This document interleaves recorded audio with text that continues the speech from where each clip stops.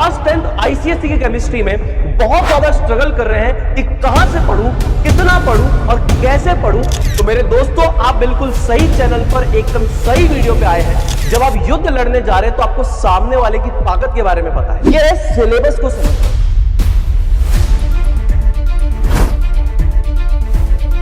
मैं आपको effective note taking strategies दूंगा जिससे कि आप बेस्ट तरीके से नोट्स बना पाएंगे। एनालिटिकल केमिस्ट्री में मैं जाऊं तो यहां पर मेजरली चीजें जो है वो मेमोरी बेस्ड है, आपको याद करनी ही पड़ेंगी। सोशल मीडिया चलाना आपके लिए जरूरी नहीं है, ना तो इंपॉर्टेंट है ना तो अर्जेंट है, डिलीट इट।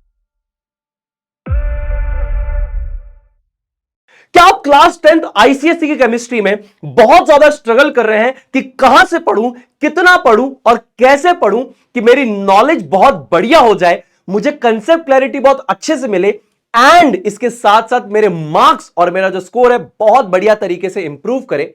तो मेरे दोस्तों आप बिल्कुल सही चैनल पर एकदम सही वीडियो पे आए हैं। मैं हूं आपका सुनील भैया और मैं आपकी इस प्रॉब्लम का आपको सबसे बेस्ट सोल्यूशन देने वाला हूं। तो यहां पर वीडियो जो हमारी है, how to score great in class 10th ICSE chemistry.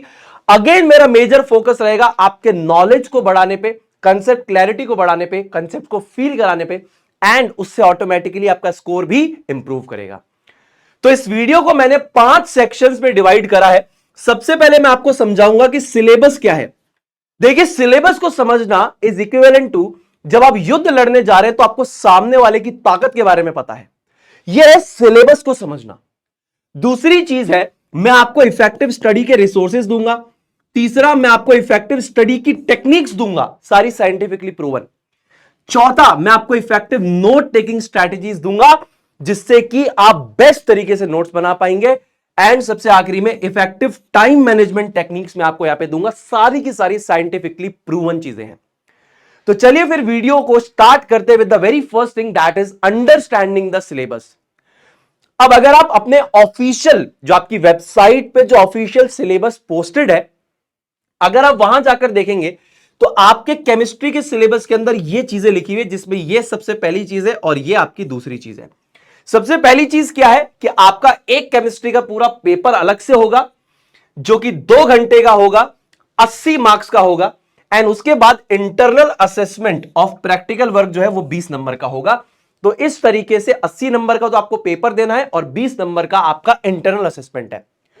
दूसरी जरूरी बात देखिए, कितनी बढ़िया टिप आपको आईसीएसई के ऑफिशियल ये जो सिलेबस का करिकुलम वाला जो आपका सर्कुलर है उसने आपको एकदम बढ़िया इंफॉर्मेशन दे रखी है कि जितनी भी केमिकल प्रोसेसेस या रिएक्शंस है उनको आपको किस रेफरेंस से पढ़ना है। आपको रिएक्टेंट पता होना चाहिए, आपको प्रोडक्ट पता होना चाहिए, आपको कंडीशंस पता होनी चाहिए, observations and the balanced equations and the diagrams, ये सारी चीजें आपको पता होनी चाहिए। तो देखिए, आईसीएसई का जब आप ऑफिशियल ये सर्कुलर ओपन करते हैं ना, वहीं पर आपको ये 2 जरूरी बातें देखने के लिए मिल जाती है। एक तो आपके एग्जाम का पैटर्न और दूसरा आपको क्या क्या सीखना है। Reactant, product, conditions, observations, balanced equations, diagrams, ये सारी चीजें आपके लिए मैंडेटरी है। उसके बाद सुनील भैया, सिलेबस में चैप्टर्स कौन से हैं और वो किस तरीके से हैं? तो देखिए, अगर हम यहां पे चैप्टर्स की बात करते हैं तो periodic properties and variation of properties, फिर केमिकल बॉन्डिंग, फिर उसके बाद study of acid basis and salts, analytical chemistry, mole concept and stoichiometry, electrolysis.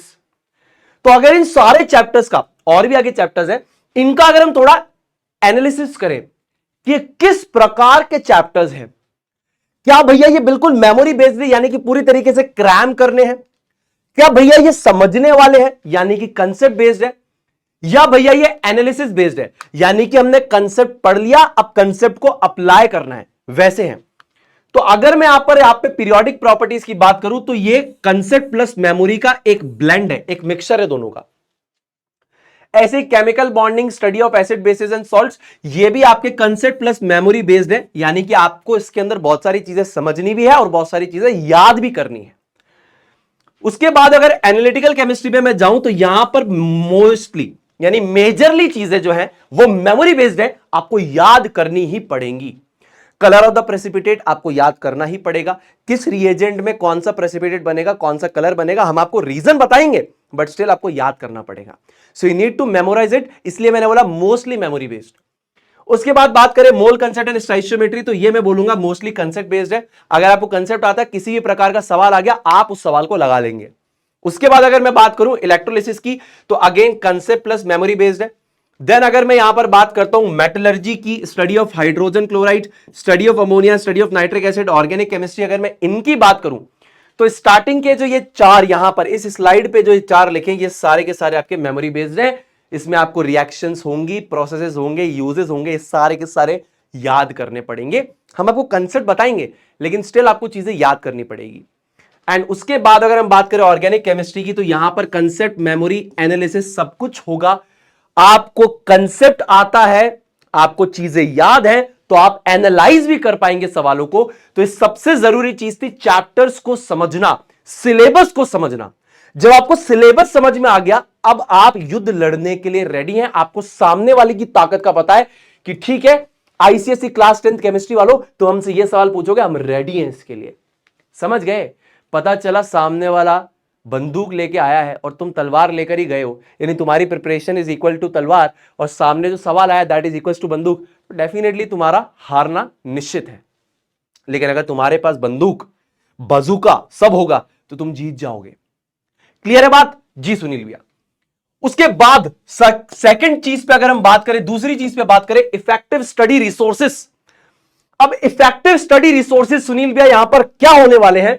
देखिए, सबसे पहले तो मैं आपको एक बढ़िया बात बताऊंगा, अपने स्टडी रिसोर्सेज को जितना लिमिट हो सकता है उतना लिमिट कर दो।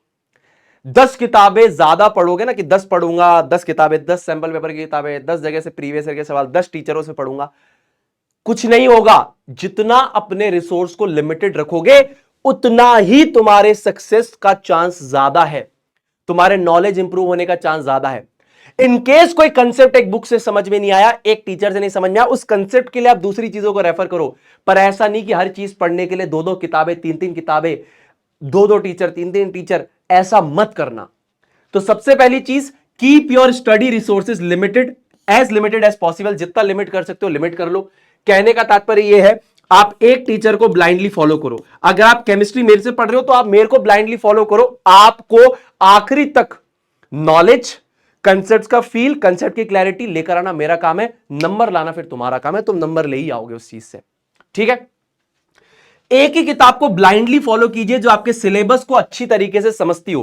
पहले आप ऑफिशियल सिलेबस को देखिए, फिर आप अपनी किताब को देखिए कि कितना एक्स्ट्रा है, कितना आपके लिए जरूरी है। आप सिलेबस को डिट्टो कॉपी करो, ठीक है जी। आपको लगता है कि मैं सब्जेक्ट फील करने के लिए थोड़ा एक्स्ट्रा पढ़ना चाहता हूं, प्लीज पढ़िए, मैं आपको नहीं रोकूंगा। उसके बाद प्रीवियस ईयर के सवालों की और सैंपल पेपर की आप एक ही किताब लेकर आए, बस, इससे ज्यादा करने की जरूरत नहीं है। अगर आप फिजिक्स वाला के लेक्चर्स देखते हैं, इनकेस आप फिजिक्स वाला पे एनरोल्ड हैं, विक्ट्री बैच में आप मेरे से पढ़ रहे हैं, तो आपको किसी भी चीज की जरूरत नहीं है। आप बस मेरे वीडियोस देखिए, क्लास नोट्स देखिए, जो प्रैक्टिस शीट में दे रहा हूं उतना करिए, प्रीवियस ईयर के सवाल मैं क्लास में कराता हूं उतने करिए। आपको और कुछ करने की डेफिनेटली जरूरत नहीं पड़ेगी, ये मैं आपको बोल रहा हूं, ठीक है? तीसरी बात, इफेक्टिव नोट टेकिंग स्ट्रेटेजीज। देखिए, नोट बनाने का मतलब यह नहीं होता किताब लिखनी है। बच्चे क्या करते, ये किताब पढ़ ली, ये टीचर से पढ़ लिया, ये किताब पढ़ ली, टीचर से पढ़ लिया, सबको मिक्स करके नोट्स बनाऊंगा। पढ़े थे मैंने 200 पन्ने, नोट्स बनाए 2000 पन्नों के। नहीं, नोट बनाना एक कला है। मान लीजिए अगर आपको एग्जाम से पहले 14 चैप्टर रिवाइज करने हैं, तो क्या करोगे? 2000 पन्ने पढ़ोगे बैठ के? नहीं, नोट बनाना एक आर्ट है, एक कला है। 2000 पन्ने पढ़ के जो उसे 200 पन्नों में कन्वर्ट कर ले, या 200 पन्ने पढ़ के जो उसे 20 पन्ने में कन्वर्ट कर ले, वही है सही बंदा जिसे नोट्स बनाने आते हैं। यह कला है, ठीक है? तो जितना ज्यादा आप नोट्स को कंडेंस कर सकते हैं उतना ज्यादा कंडेंस करिए, और आप अपनी अंडरस्टैंडिंग के लिए करिए। भैया एग्जाम में आंसर कैसे लिखूंगा? आपको अगर कोई कहानी आती है या कोई चीज आती है, आपने अपनी अंडरस्टैंडिंग से उसको शॉर्ट में लिखा ताकि आप रिवाइज कर सकते हो। एग्जाम में जाओगे उसी चीज को पॉइंटर बाय पॉइंटर बड़ा करके लिखना। अगर आपको कंसेप्ट क्लैरिटी है तो आप डेफिनेटली लिख सकते हो, पर अपने नोट्स को जितना छोटा हो सके उतना छोटा बनाना। ये आज नहीं, आगे चल के इनकेस अगर जीवन में यूपीएससी का एग्जाम दिया, वहां पर भी काम आएगा, इंजीनियरिंग के बड़े बड़े सब्जेक्ट्स रिवाइज करने में भी काम आएगा, ठीक है? तो याद रखना, अगर आप 200 पन्ने पढ़ते हो, आपके नोट्स 20 पन्ने के होने चाहिए, ठीक है जी। उसके बाद इनको छोटा करने का, इफेक्टिव बनाने का एक तरीका है, आप फ्लो चार्ट्स बनाइए, माइंड मैप्स बनाइए, फ्लैश कार्ड्स बनाइए। फ्लैश कार्ड एक बहुत बढ़िया टेक्निक है टू रिवाइज। ये रिवीजन के लिए मैं मानता हूं एक बहुत ही बेहतरीन सी टेक्निक है। तो आपके माइंड मैप और फ्लो चार्ट भी जो है रिवीजन के one of the best tools होते हैं। तो नोट मेकिंग स्ट्रैटेजीज में आप अपने नोट्स को कंडेंस करने के लिए माइंड मैप बना सकते हैं। आपने देखा होगा बहुत सारी बुक्स में माइंड मैप होता है, पूरा चैप्टर एक पेज में आ गया। जितना आप अपने कंटेंट को प्रिसाइज कर सकते हैं उतना प्रिसाइज करिए, आपके लिए फायदेमंद रहेगा। ठीक है। उसके बाद अगर हम यहां पर बात करते हैं use mnemonic devices to aid memorisation. Chemistry में सबसे इंपॉर्टेंट चीज क्या है कि आप निमोनिक डिवाइसेस बनाएं, और निमोनिक डिवाइसेस को आप नोट टेकिंग स्ट्रेटेजी का पार्ट जरूर से बनाएं। अब आपको अगर रिएक्टिविटी सीरीज लिखनी है, आप पूरी बैठ के लिख रहे हो तो हो गए नोट्स आपके। शॉर्ट में लिखो ताकि आपको याद भी रहे और आपको आपका स्पेस भी कम घिरे, यानी नोट्स आपके जितने छोटे हो सकते हैं उतने छोटे हो। ठीक है। उसके साथ साथ आप एब्रीविएशंस यूज कीजिए। सुनील भाई, नोट्स को छोटा करने का तरीका एब्रीविएशंस, जैसे फॉर एग्जाम्पल हम बोलते हैं दैट इज, तो I.E. लिख दिया, या आप अपने सेल्फ क्रिएटेड वहां पर क्या बना सकते हैं, एब्रीविएशन बना सकते हैं। जैसे मान लीजिए मेरे को लिखना होता है फोर्स ऑफ अट्रैक्शन, तो मैं फोर्स ऑफ अट्रैक्शन पूरा नहीं लिखता, F.O.A लिख देता हूं। अब मेरी अंडरस्टैंडिंग के लिए सही है, अगर मेरे नोट्स मेरे को रिवाइज करने, मुझे समझ में आ रहा है फोर्स ऑफ अट्रैक्शन, जब मैं एग्जाम में लिखूंगा तो पूरा खोल के लिख दूंगा, FORCEOF, अट्रैक्शन की पूरी स्पेलिंग ATTRACTION, ऐसे करके लिख दूंगा। तो आप अपने एब्रीविएशंस बना सकते हैं अपने नोट्स को छोटा करने के लिए, याद रखिएगा। ठीक है। उसके बाद ये बहुत इंपॉर्टेंट पॉइंटर मेरे को लगता है, different colour codings for the notes. Different colour coding for the notes, different sections के लिए, अलग अलग सेक्शंस के लिए आप अलग अलग कलर कोडिंग कर सकते हो।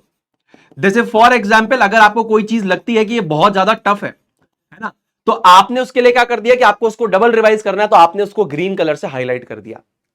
या मान लो कोई ऐसी चीज लगती है जो एग्जाम में डेफिनेटली आएगी, तो उसको आपने क्या कर दिया, ऑरेंज कलर से या ब्लैक कलर से आपने हाईलाइट कर दिया। कलर कोडेड नोट्स का एडवांटेज ये होता है, जब आप रिवाइज कर रहे होंगे तो ये चीज आपको याद रहेगी कि यार ये चीज थोड़ी सी डिफिकल्ट है, मैं भूल जाता हूं, इसको मैंने मार्क कर लिया, या ये चीज बहुत इंपॉर्टेंट है, इससे बहुत सवाल आते हैं, इसको मैंने मार्क कर लिया। तो अलग अलग कलर कोडिंग्स आप यूज कर सकते हैं। काला यूज कर दिया कि ये प्रीवियस ईयर में बहुत बार आया है, लाल यूज कर दिया कि ये मैं भूल जाता हूं, इसको मैं याद करने के लिए रखूंगा। तो ये कलर कोडेड नोट्स बहुत मदद करते हैं, मैं भी यूज करता था ये। मैं तो कलर कोडिंग की जगह क्या करता था, स्टार बना लेता था, 1 स्टार 2 स्टार 3 स्टार 4 स्टार, अलग अलग स्टार्स बनाता था टू मार्क कि यार ये मैं भूल जाता हूं, ये इंपॉर्टेंट है, ये एग्जाम में आया, ऐसा। ठीक है। उसके बाद चौथी चीज हमारे पास क्या है, इफेक्टिव स्टडी टेक्निक्स। ध्यान से सुनना, इफेक्टिव स्टडी टेक्निक्स बहुत प्यारी प्यारी टेक्निक्स है। सबसे पहली टेक्निक है द फेमन टेक्निक। बहुत ही प्यारे इंसान थे फेमन साहब, माना जाता है कि सबसे जो बेस्ट एक्सप्लेनर है, किसी भी चीज के बेस्ट एक्सप्लेनर है वो है फेमन साहब। सबसे बेस्ट तरीके से आपको समझा सकते हैं कुछ भी चीज। अब फेमन टेक्निक मैंने क्लास में ही बताया है, आपको ही बता रहा हूं। फेमन टेक्निक बहुत प्यारी टेक्निक है। मान लो आपने कोई टॉपिक पढ़ा, कोई चैप्टर पढ़ा, कोई कंसेप्ट पढ़ा, अब आपको ही देखना है कि आपकी कंसेप्ट पे कितनी ज्यादा ग्रिप है और आपको उसको रिवाइज करना है। आप कुछ मत करो, अभी क्लास में जाओ, आपको कोई एक दोस्त है जिसको नहीं आता, जिसको पढ़ना है, आप उसको पढ़ा दो। जिस टॉपिक को आप पढ़ाने में आप नहीं सही से पढ़ा पाए, यानी वो टॉपिक आपको सही से आता ही नहीं है, आप उसको जाके रिवाइज करो, काम खत्म। आपको यह टेस्ट करना है ना कि मेरे को ABCD और E, इसमें से कौन सा कंसेप्ट आता है, कौन सा नहीं आता। आप ये सारे के सारे पढ़ाओ। जहां पर मान लो आप अटक गए, वो आपको कंसेप्ट अच्छे से नहीं आता, आप नहीं पढ़ा पाए, आपको नहीं आता, आप उसको रिवाइज करो। याद रखिएगा, जो कंसेप्ट आप नहीं पढ़ा पाएंगे वो आपको दिमाग में क्लियर नहीं है। This is Feynman technique. दूसरा मैंने आपको क्या बताया, कलर कोडेड नोट्स। मैंने आपको ये चीज नोट मेकिंग में भी बता दी थी। कलर कोडेड नोट्स बहुत हेल्प करते हैं। अलग अलग कलर से आप हाईलाइट कर दीजिए, ये इंपॉर्टेंट है, ये प्रीवियस ईयर में आया, ये मैं भूल जाता हूं, ये आपको रिवीजन के समय बहुत मदद करेगा। उसके बाद तीसरा, एक्टिव रिकॉल मेथड। अरे बहुत ही बेहतरीन सा मेथड है। अभी मैंने देखा था कि एक IIT का जो पेपर है बहुत ज्यादा वायरल हो रहा है, that is actually based on active recall method. Active recall method आपको क्या कहता है, एक मेथड है आपके पास रिवाइज करने का, कि आप बार बार एक कंटेंट को रिवाइज करें, रिविजिटिंग द कंसेप्ट, बार बार उसी चीज को रिवाइज कर रहे हैं, बार बार उसी चीज को पढ़ रहे हैं। लेकिन एक्टिव रिकॉल मेथड आपको यह बताता है कि भाई तेरे को क्या नहीं आता है। जैसे आप क्या करो, एक टॉपिक आपने पढ़ लिया, उसको बंद करो, अब उससे रिलेटेड क्वेश्चंस अपने दिमाग में इमेजिन करो। फॉर एग्जांपल आपने बर्निंग ऑफ मैग्नीशियम रिबन पढ़ा, अब उससे रिलेटेड क्वेश्चंस क्या हो सकते हैं, What is the balanced chemical equation when magnesium reacts with oxygen when burnt in the air? तो twice of Mg plus O2 will give twice of MgO plus heat plus light. दूसरा सवाल, why we clean the magnesium ribbon before burning it in air? So we clean the magnesium ribbon before burning it in air just to remove the layer of magnesium oxide so that it burns really well. इस तरीके से आप अपने जो पढ़ा है उसको पहले आप अपने दिमाग में रिकॉल करके देखो। जो चीज आप नहीं सही से रिकॉल कर पाओगे, भैया आपको नहीं आती, उसको पकड़ो। रिवीजन में क्या होता है, A B C D E आप सबको रिवाइज कर रहे होते हो, लेकिन रिकॉल में क्या होता है, आपने इसको रिकॉल किया, आगे इसको रिकॉल किया, आगे इसको रिकॉल किया, नहीं आया, मतलब आपको ये चीज रिवाइज करनी है, इसको रिकॉल किया, आगे इसको रिकॉल किया, आगे, ठीक है, डन है। ये चीज आपको नहीं आती, आपको ये जाके पढ़नी है। तो फेमेंट टेक्निक और एक्टिव रिकॉल मेथड आपको वो बताते हैं कि भाई तेरे को ये नहीं आता, तू ये जाके अच्छे से पढ़ ले, ठीक है। उसके बाद आपका रिवीजन होना चाहिए with the help of flow charts, mind maps and flash cards. अगर आपको बहुत फास्ट एंड इंपैक्टफुल रिवीजन करना है, मेक श्योर आप फ्लो चार्ट्स, माइंड मैप्स और फ्लैश कार्ड जो आपने बनाए थे उनसे आप रिवाइज करें। ये नोट मेकिंग में मैंने आपको सिखाए थे, इन्हीं को आपको टेक्निक्स को यूज करना है फॉर फास्टर रिवीजन, आपको ये यूज करना है। एंड आप जो भी इंपॉर्टेंट चीजें रखते हैं, जो भी चीजें भूल जाते हैं, कलर कोडिंग आपकी उसमें मदद करेगा कि भाई ये तेरे को डेफिनेटली देखना ही देखना है, ठीक है।